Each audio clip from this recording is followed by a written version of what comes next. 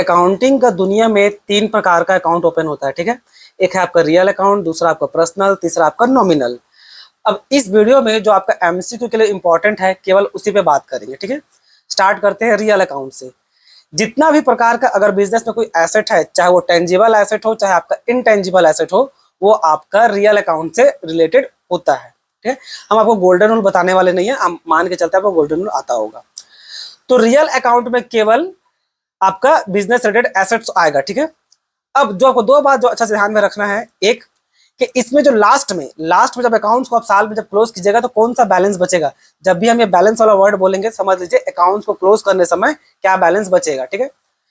तो real account में हमेशा आपका डेबिट बैलेंस बचता है, आपका कभी भी उसमें क्रेडिट बैलेंस नहीं आएगा।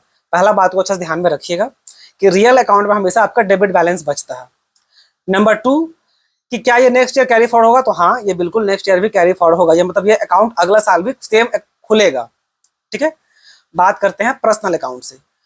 पर्सनल अकाउंट में आपका कंपनी से रिलेटेड या अलग अलग इंडिविजुअल पर्सन जो लिविंग बीइंग्स है उससे रिलेटेड वो अकाउंट खुलता है आपका पर्सनल अकाउंट। इसमें और 3 कैटेगरी बनता है, वो किसी दूसरा वीडियो में।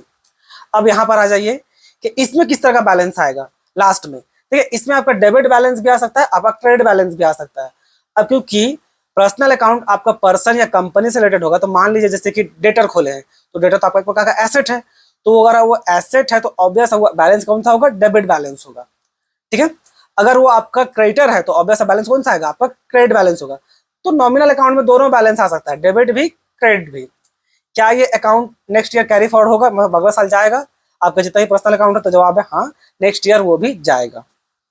अब बात कीजिए नॉमिनल अकाउंट का।